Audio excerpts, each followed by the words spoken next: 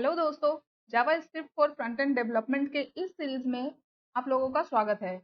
जावा script के इस series में हम लोग आ चुके हैं 6th वीडियो में, जिसमें हम लोग बात करेंगे एक बहुत ही इंपॉर्टेंट टॉपिक के बारे में, जो कि है लूप्स।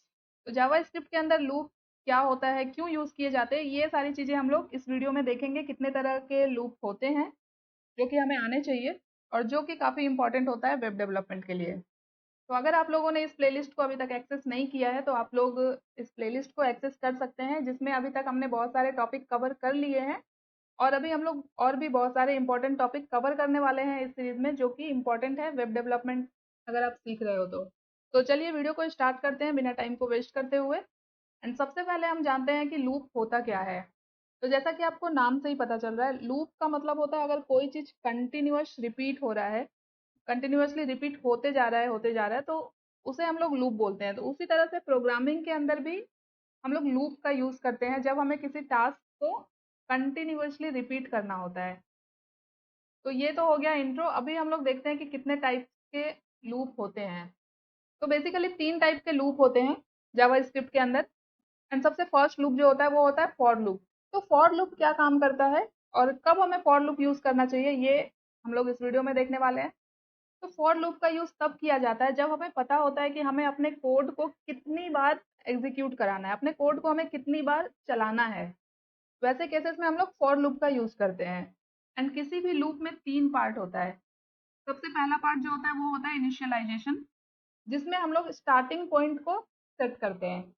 एंड सेकेंड होता है कंडीशन, जहाँ पे हम लोग ये चेक करते हैं कि हमारा जो लूप है, हमारा जो ब्लॉक ऑफ कोड है, वो कितनी बार कंटिन्यू होगा, मीन्स कितनी बार रिपीट होने वाला है। ये चेक करने के लिए हम लोग कंडीशन लगाते हैं। एंड देन थर्ड पार्ट होता है इंक्रीमेंट का, जो क्या करता है आफ्टर एवरी आइटरेशन जो वैल्यू होती है हमारी स्टार्टिंग पॉइंट की, वो इंक्रीज हो जाता है। ये होता है इंक्रीमेंट का साइन। तो अभी इस फोर लूप को समझने के लिए हम लोग एक छोटा सा प्रोग्राम एग्जीक्यूट करेंगे अपने VS कोड पे आके, जहाँ पे हम लोग प्रिंट करा रहे होंगे नंबर्स। जहाँ पे हम लोग नंबर्स को प्रिंट कराएंगे 0 से 5 तक, मीन्स कि फ्रॉम 0 to 5 हमें नंबर प्रिंट कराने हैं।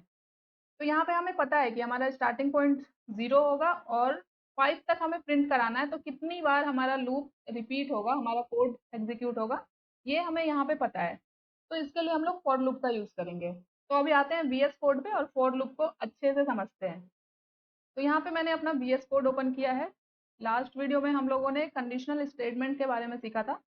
तो सेम इसी स्क्रिप्ट फाइल में हम लोग कंटिन्यू करेंगे। इन सारे कोड को यहाँ से हटाते हैं और एक नया HTML फाइल यहाँ पे क्रिएट करते हैं, loop.html। एंड इसके अंदर जल्दी से HTML कोड हम लोग ऐड कर लेते हैं। टाइटल में ऐड कर देते हैं लूप, और यहाँ पे हम लोग स्क्रिप्ट फाइल अपना ऐड कर लेंगे, script:/src। और SRC के अंदर हमने जो जावा स्क्रिप्ट फाइल बनाई है script.js, ये ऐड कर लिया। तो आते हैं अभी स्क्रिप्ट फाइल में, मीन्स जावा स्क्रिप्ट फाइल में। और सबसे पहले हम लोग सीख रहे हैं फॉर लूप। तो यहाँ पे मैं कमेंट आउट कर देती हूँ। हमने सिंगल लाइन कमेंट भी पढ़ा था लास्ट वीडियो में। तो इस तरह से कमेंट को यहाँ पे ऐड करते हैं। और सबसे पहले यहाँ पे हम लोग एक प्रोग्राम लिखने वाले हैं, write a program to print number from 0 से 5 तक नंबर प्रिंट कराना है हमें। और इसके लिए हम लोग फॉर लूप का यूज करने वाले हैं। सबसे पहले यहाँ पे एक वेरिएबल डिक्लेयर करेंगे हम लोग। वेरिएबल नेम आप लोग कुछ भी लिख सकते हो। तो यहाँ पे आई वेरिएबल ले रहे हैं और इसमें वैल्यू असाइन करेंगे 0। मीन्स कि सबसे पहले हमने इस वेरिएबल को यहाँ पे किया इनिशियलाइज। ये हो गया हमारा इनिशियलाइजेशन। तो यहाँ पे कमेंट आउट करके ऐड कर दे रही हूँ मैं इनिशियलाइजेशन, और यहाँ पे डबल बैकस्लैश ऐड कर देते हैं। तो ये होता है इनिशियलाइजेशन पार्ट। मीन्स कि हमने स्टार्टिंग पॉइंट यहाँ पे डिफाइन किया है, सेट किया है। बट जब हम लोग फॉर लूप का यूज करते हैं तो हम लोग इनिशियलाइजेशन, कंडीशन और इंक्रीमेंट तीनों पार्ट को इस ब्रैकेट के अंदर ही डिफाइन करते हैं। तो ये जो मैंने यहाँ पे इनिशियलाइज किया है, इसे यहाँ से कॉपी करूंगी और इस ब्रैकेट के अंदर लाके इसे पेस्ट करूंगी। और इसे अभी पूरा यहाँ से हटाते हैं। तो यहाँ पे ये मेरा हो गया इनिशियलाइजेशन, और इसके बाद ऐड करेंगे सेमीकोलन। इसके बाद हमें लगाना है कंडीशन। तो कंडीशन हमें क्या लगाना है, हमें 0 से 5 तक की वैल्यू को प्रिंट कराना है। तो यहाँ पे कंडीशन हम लोग लगाएंगे कुछ इस तरह से, I less than equal to 0, sorry less than equal to 5, means I की वैल्यू जब तक 5 से छोटी या फिर 5 के बराबर रहेगी तब तक हमारा ये लूप, हमारा ये कोड चलता रहेगा, एग्जीक्यूट होता रहेगा। तो ये हमने कंडीशन लगाया, अगेन यहाँ पे सेमीकोलन ऐड करेंगे और अब यहाँ पे जैसे ही हमारा कोड एक बार एग्जीक्यूट होगा उसके बाद आई की वैल्यू को यहाँ पे हम लोग इंक्रीज करेंगे, तो ये होता है इंक्रीमेंट। और अब यहाँ पे कर्ली ब्रेसेस ऐड करके इसके अंदर हम लोग कंसोल डॉट लॉग यूज करके नंबर को प्रिंट कराएंगे। तो नंबर क्या है हमारा आई, ये हो गया। यहाँ पे रेड मार्क आ रहा है मतलब एरर है, ओके। यहाँ पे इंक्रीमेंट के बाद हमें सेमीकोलन ऐड नहीं करना है। तो अभी इस कोड को हम लोग थोड़ा सा समझेंगे, बट इससे पहले इसे अपने ब्राउजर पे ओपन कर लेते हैं और हम लोग देखते हैं कि किस तरह से आउटपुट हमें दिख रहा है। तो गो लाइव पे क्लिक करते हैं और ये देख सकते हो हमारा HTML फाइल यहाँ पे रन हो चुका है। सिंपली इस पेज पे आके इंस्पेक्ट पे क्लिक करना है हमें। तो यहाँ पे अभी आते हैं जावा स्क्रिप्ट इंजन जो होता है हमारा कंसोल, इस पे। तो यहाँ पे आप लोग देख सकते हो हमने क्या प्रोग्राम रन किया था। हमने प्रोग्राम बनाया था कि हमें 0 से 5 तक के नंबर को प्रिंट कराना है और यहाँ पे आप लोग देख सकते हो ये प्रिंट हो भी चुका है, 0 1 2 3 4 5, ये देख सकते हो। तो हमारा प्रोग्राम यहाँ पे कंप्लीट हो चुका है। तो ये होता है फॉर लूप। यहाँ पे हमें क्या था, स्टार्टिंग पॉइंट हमें पता था और एंड पॉइंट भी हमें पता था कि हमें 0 से स्टार्ट करना है और 5 तक हमें प्रिंट कराना है। तो अगर मैं यहाँ पे इक्वल टू ना लगाऊं तो क्या होगा, ध्यान से देखना आप। इक्वल टू हटाती हूँ मैं, तो ये देख सकते हो अभी ये 4 तक ही प्रिंट हो रहा है। तो किस तरह से आइटरेट हो रहा है ये मैं थोड़ा सा आपको यहाँ पे एक्सप्लेन करूंगी। तो यहाँ पे मैं अभी आपको एक्सप्लेन करती हूँ कि किस तरह से हमारा कोड रिपीट हो रहा है। तो यहाँ पे आई की स्टार्टिंग वैल्यू क्या है, 0। अब हमारा कंडीशन यहाँ पे चेक होगा, आई लेस देन 5, आई लेस देन 5 ये कंडीशन हमने लगाया है और आई की वैल्यू क्या है, 0। तो 0 लेस देन 5, तो क्या ये कंडीशन ट्रू हो रहा है, ये ट्रू हो रहा है। 0 5 से छोटा है तो ये कंडीशन ट्रू हो रहा है। तो जब कंडीशन ट्रू होगा तो एक बार हमारा कोड एग्जीक्यूट होगा, मीन्स कि आई प्रिंट होगा, यहाँ पे 0 प्रिंट हो जाएगा और उसके बाद जो हमने इंक्रीमेंट ऐड किया है आई पे, इसकी वजह से आई की वैल्यू अब हो जाएगी 1। तो अब फिर से कंडीशन चेक होगा 1, क्योंकि आई की वैल्यू अब 1 है, तो 1 लेस देन 5, तो ये कंडीशन भी ट्रू है।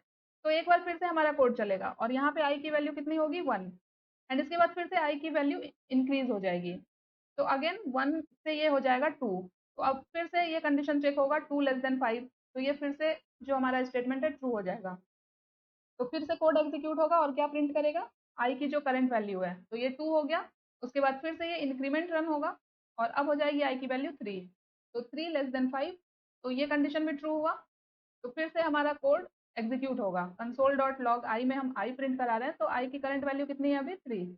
उसी तरह से मतलब आफ्टर एवरी आइटरेशन आई की जो वैल्यू है इंक्रीज हो जा रही है। तो अगेन 3 लेस देन 5 करेंगे हम लोग, तो ये भी ट्रू होगा। सॉरी, यहाँ पे इंक्रीमेंट होगा पहले और हमारे पास आई की वैल्यू हो जाएगी 4, तो 4 लेस देन 5 ये भी ट्रू होगा। अगेन यहाँ पे हमें मिलेगा 4 और अब यहाँ पे हम लोगों ने सिर्फ लेस देन ऐड किया है, तो 0 से 4 तक की वैल्यू हमें मिल रही है। लेस देन 5 करे तो ये ट्रू हो रहा है और यहाँ पे आई की वैल्यू कितनी हो रही है, 4। तो एक बार तो एग्जीक्यूट होगा हमारा कोड और आई की वैल्यू फिर इंक्रीज होके कितनी हो जाएगी, 5।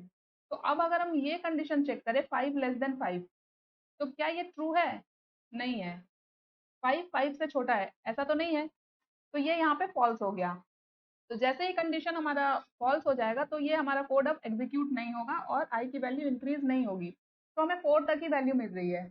बट जैसे ही हम यहाँ पे इन सबको डिलीट करते हैं, जैसे ही हम यहाँ पे 5 जो लास्ट वाला हमारा कंडीशन है, 5 लेस देन इक्वल टू 5 कर दे, तो क्या ये कंडीशन सही है, छोटा तो नहीं है बट इक्वल है, तो ये कंडीशन हमारा ट्रू हो जा रहा है।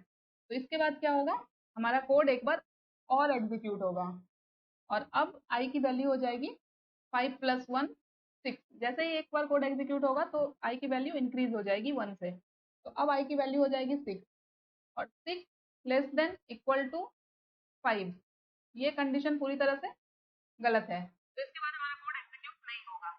इसे क्लोज करते हैं और यहाँ पे इक्वल टू भी अगर ऐड कर दे तो हमारे पास 0 से 5 तक का नंबर प्रिंट होके आ रहा है। तो आई होप कि आप लोगों को फॉर लूप समझ में आ गया होगा। सेकंड कौन सा लूप है हम लोग देखते हैं। फॉर लूप के बाद हमारे पास आता है व्हाइल लूप। व्हाइल लूप का यूज तब किया जाता है जब हमें ये पता नहीं होता है कि हमारा कोड कितनी बार रिपीट होने वाला है, कितनी बार एग्जीक्यूट होने वाला है, बट हमारे पास एक कंडीशन होता है चेक करने के लिए, और जब तक वो कंडीशन ट्रू होता है तब तक हमारा लूप कंटिन्यूअस रिपीट होता रहेगा और जैसे ही वो कंडीशन फॉल्स होगा हमारा कोड एग्जीक्यूट नहीं होगा। तो ये छोटा सा डिफरेंस होता है फॉर और वाइल लूप के बीच में। तो चलिए अभी वाइल लूप को भी हम लोग थोड़ा अच्छे से समझते हैं। तो इसे यहाँ पे कमेंट आउट करेंगे और यहाँ पे देखते हैं वाइल लूप। तो वाइल लूप के अंदर हम लोग इनिशियलाइज पहले ही करते हैं वेरिएबल को। तो यहाँ पे एक अगेन फिर से आई वेरिएबल लेंगे और इसमें वैल्यू देंगे 0। ये हो गया इनिशियलाइजेशन पार्ट। इसके बाद हम लोग वाइल लूप के लिए वाइल कीवर्ड का यूज करते हैं एंड कंडीशन को हम लोग यहाँ पे ऐड करते हैं। जैसे हमें यहाँ पे पता नहीं है कि हमारा कोड कितनी बार चलने वाला है, बट एक हमारे पास एक कंडीशन है कि जब तक आई की वैल्यू 5 से छोटी हो तब तक हमारा कोड चलता रहेगा। तो यहाँ पे मैंने ये कंडीशन लगाया और अब कंसोल डॉट लॉग में हम लोग प्रिंट कराएंगे आई एंड इसके बाद हम लोग इंक्रीमेंट ऐड करेंगे। यहाँ पे आई की वैल्यू को यहाँ पे हम लोग इंक्रीज कर देंगे। जैसे ही हमारा कोड एक बार एग्जीक्यूट होगा उसके बाद आई की वैल्यू जो है इंक्रीज हो जाएगी। तो यहाँ पे आप लोग देख सकते हो हमें क्या आउटपुट दिख रहा है। सेम जो काम हम लोग फॉर लूप का यूज करके कर रहे थे वही काम हम लोग यहाँ पे वाइल लूप का यूज करके कर रहे हैं। बट फॉर लूप में हम लोगों ने इनिशियलाइजेशन, कंडीशन और इंक्रीमेंट तीनों को एक ही पार्ट में ऐड किया था। बट वाइल लूप में क्या होता है, पहले हम लोग वैल्यू को इनिशियलाइज करेंगे जो कि स्टार्टिंग पॉइंट होगा। उसके बाद हम लोग कंडीशन चेक करेंगे, जो कंडीशन हमारे पास होगी देन हम लोग वैल्यू को प्रिंट कराएंगे। और जैसे ही एक बार एग्जीक्यूट होगा हमारा कोड उसके बाद आई की जो वैल्यू है इसे हम लोग इंक्रीज करेंगे। तो यहाँ पे भी सेम चीज हो रहा है। सबसे पहले हमारा कंडीशन चेक होगा 0 <5, कंडीशन ट्रू हो गया तो यहाँ पे आई की वैल्यू जो है प्रिंट हो जाएगी जो कि होगी 0। उसके बाद आई की वैल्यू इंक्रीज होगी तो 0 से इंक्रीज होके कितना हो जाएगा 1 और वापस से फिर हमारा प्रोग्राम इसी कंडीशन पे आ जाएगा और यहाँ पे फिर से ये कंडीशन चेक होगा। तो अब आई की वैल्यू कितनी है 1, 1 <5, अगेन ये ट्रू है तो फिर से ये एक बार आई की वैल्यू को प्रिंट करेगा और उसके बाद फिर से उसे इंक्रीज कर देगा। तो ये तब तक चलता रहेगा जब तक हमारा ये कंडीशन ट्रू होगा, जब तक आई की वैल्यू 5 से छोटी रहेगी। तो हमें यहाँ पे 0 से 4 तक का नंबर मिल जाएगा। वैसे ही यहाँ पे अगर लेस देन इक्वल टू भी ऐड कर दे तो क्या होगा, आई की वैल्यू जब 5 होगी तो उस टाइम पे भी हमारा ये कोड एग्जीक्यूट होगा और हमें एक और नंबर मिल जाएगा। आई होप कि आपको फॉर लूप और वाइल लूप का डिफरेंस समझ में आ गया होगा। फॉर लूप को लिखने का सिंटेक्स कुछ ऐसा था और वाइल लूप का सिंटेक्स कुछ ऐसा है। बस इनिशियलाइजेशन, कंडीशन और इंक्रीमेंट को हम लोग कहाँ पे किस तरह से ऐड कर रहे हैं, बस इतना ही डिफरेंस है। बाकी हमने सेम प्रोग्राम को फॉर लूप और वाइल लूप का यूज करके बना लिया है। अभी देखते हैं नेक्स्ट कौन सा लूप है। नेक्स्ट हमारे पास होता है डू वाइल लूप। तो अब डू वाइल लूप क्या होता है? डू वाइल लूप बिल्कुल सेम होता है वाइल लूप के, बट डिफरेंस क्या होता है कि वाइल लूप में हम लोग पहले ही कंडीशन को चेक करते हैं उसके बाद हमारा कोड एग्जीक्यूट होता है। बट डू वाइल में क्या होता है, पहले हम लोग अपने कोड को एक बार रन करते हैं, एटलीस्ट एक बार हमारा कोड पहले रन होना चाहिए, उसके बाद हम लोग कंडीशन को चेक करते हैं चाहे वो कंडीशन हमारा फॉल्स ही क्यों ना हो। तो इतना सा डिफरेंस होता है। इसे हम लोग थोड़ा प्रैक्टिकल के साथ देखते हैं तो अच्छे से क्लियर हो जाएगा आप लोगों को। तो आते हैं वापस से वीएस कोड पे। तो यहाँ पे हम लोगों को करना क्या है, जैसे ये हमारा वाइल लूप था, इसमें क्या करना है, डू वाइल में क्या करना है, सबसे पहले डू ब्लॉक ऑफ कोड हम लोग यहाँ पे चलाएंगे और ये जो हमने यहाँ पे कोड एग्जीक्यूट किया है इसे इस ब्लॉक के अंदर हम लोग एग्जीक्यूट करेंगे। तो अभी इस कोड को समझते हैं। यहाँ पे हमने क्या किया, सबसे पहले हमने इनिशियलाइज किया आई की वैल्यू को, 0 वैल्यू दिया हमने एंड अब हम लोगों ने एग्जीक्यूट किया सबसे पहले डू ब्लॉक। यहाँ पे हमने कोई भी कंडीशन चेक नहीं किया है, हमने अपने कोड को यहाँ पे एग्जीक्यूट कराया। सबसे पहले क्या किया, हमने आई की वैल्यू को प्रिंट कराया। तो यहाँ पे हमारे पास क्या आ जाएगा, आई का वैल्यू स्टार्टिंग में 0 एंड देन हमने इंक्रीमेंट किया आई की वैल्यू को तो अब हमारे पास आ गया 1 एंड इसके बाद हम लोग अब यहाँ पे वाइल के अंदर कंडीशन चेक कर रहे हैं। अब 1 की वैल्यू यहाँ पे less than equal to 5, condition हो गया हमारा ट्रू।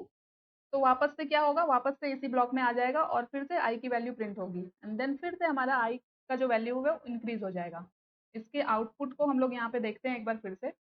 ये देख सकते हो सेम यहाँ पे 0 से 5 तक की वैल्यू प्रिंट हो रही है। तो सेम काम करता है ये भी, डू वाइल भी, चाहे आप फॉर लूप का यूज करो, वाइल लूप का यूज करो या फिर डू वाइल का यूज करो, हमारे पास आउटपुट देख सकते हो सेम ही आ रहा है। तो ये डिफरेंस था वाइल लूप और डू वाइल के अंदर। तो आई होप आपको फॉर लूप, वाइल लूप और डू वाइल लूप क्लियर हो गया होगा अभी। तो इस तरह से आप लोग खुद से और बहुत सारे प्रोग्राम्स आपको मिल जाएंगे जहाँ पे आप लोग इन सारे लूप को प्रैक्टिस कर सकते हो तो जितना हो सके आप लोग अलग-अलग प्रोग्राम एग्ज़ीक्यूट करें, खुद से रन करके देखें किस तरह से चीज़ें काम कर रही है। एंड यहाँ पे मैं आपको थोड़ा-सा बताना चाहूँगी कि कौन-सा लूप हमें कब यूज़ करना चाहिए। मैंने पहले भी बताया आपको, यहाँ पे आप लोग देख सकते हो फॉर लूप का यूज़ हम लोग कब कर रहे होते हैं, जब हमें एग्ज़ैक्ट नंबर ऑफ आइटरेशन हमें पता होता है कि कितनी बार हमारा कोड चलने वाला है। जब ये चीज़ हमें नोन हो, हमें पता हो, तब हम लोग फॉर लूप का यूज़ करेंगे। बट वहीं अगर कितनी बार हमारे कोड को चलाना है, कितने नंबर ऑफ आइटरेशन होने वाले हैं, ये हमें बिल्कुल नहीं पता है, बट हमारे पास एक कंडीशन है, तो उस केस में हम लोग व्हाइल लूप का यूज़ करते हैं। और डू व्हाइल का यूज़ कब किया जाता है? जब हम अपने कोड को एटलीस्ट एक बार तो चलाएँगे ही, चाहे हमारा कंडीशन ट्रू हो या फॉल्स हो। तो वैसे केसेस में हम लोग डू व्हाइल का यूज़ करेंगे। तो ये था हमारा लूप चैप्टर जिसके अंदर हम लोगों ने फॉर लूप, व्हाइल लूप और डू व्हाइल लूप को सीखा। आप लोग अलग-अलग प्रोग्राम बना के इन सारे लूप को प्रैक्टिस कर सकते हो, उतने ही अच्छे से आप सारी चीज़ें सीख पाओगे। तो आई होप कि आपको सारी चीज़ें क्लियर हो गई होगी। वीडियो अच्छी लगी हो तो वीडियो को लाइक कर देना, जितना हो सके इसे और लोगों तक शेयर करें। एंड अगर अभी तक आप लोगों ने इस प्लेलिस्ट को एक्सेस नहीं किया है तो प्लीज़ मेरे चैनल पे जाके आप लोग इस प्लेलिस्ट को एक्सेस कर सकते हो। एंड अगर अभी तक मेरे चैनल को सब्सक्राइब नहीं किया तो प्लीज़ चैनल को सब्सक्राइब भी कर लेना, ताकि इस तरह के वीडियोज़ आप लोगों को मिलती रहे। मिलते हैं नेक्स्ट वीडियो में, तब तक के लिए thank you so much guys for watching this video. Bye bye.